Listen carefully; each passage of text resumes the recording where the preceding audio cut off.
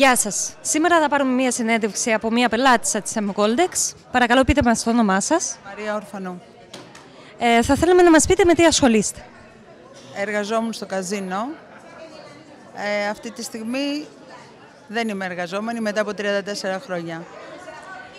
Και κάνω full time M-Goldex.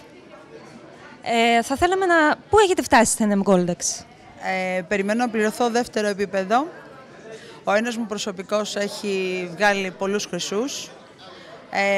Ο δεύτερος προσωπικός περιμένει να πληρωθεί, αργεί ο πίνακας.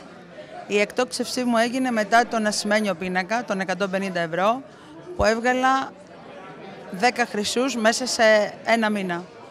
Ωραία. Για την ομάδα μου, όχι προσωπικούς. Τους προσωπικούς τους ξεκίνησα τώρα. Μία συμβουλή για τους καινούριους πελάτες που θα έρθουν στην M-Goldex. Εάν υπάρχει δυνατότητα να δουλέψουν, γιατί το bonus πρόγραμμα είναι για τα 540. Όμως, λόγω δυσκολίας οικονομικής, ο κόσμος χρειαζότανε και εδώ έχω μία πρόταση για την εταιρεία.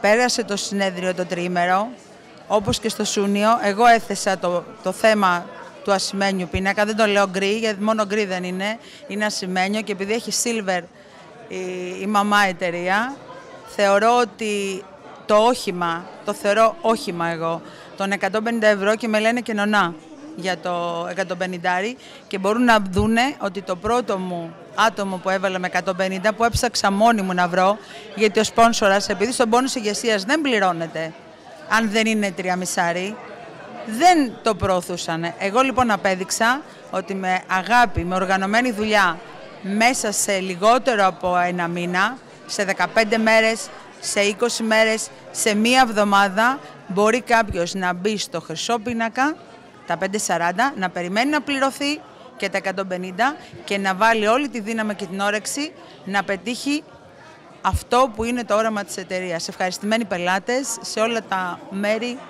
τα μήκη και τα πλάτη της γης. Εντάξει, ευχαριστούμε πολύ.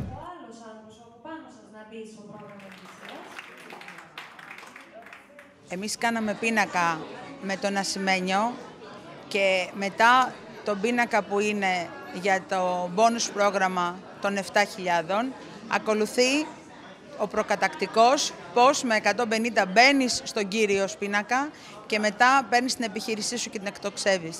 Θα ήθελα την επόμενη φορά που επίσημα η εταιρεία θα έρθει στη χώρα μου να δώσει τη δυνατότητα να ενημερωθούν και για το 150. Έστω με μία ενημέρωση, να μην περιμένουν μόνο από τον σπόνσορα. Να δώσει και να καταλάβουν τι γίνεται με τον ασημένιο πίνακα, διότι δεν υπάρχει σωστή ενημέρωση.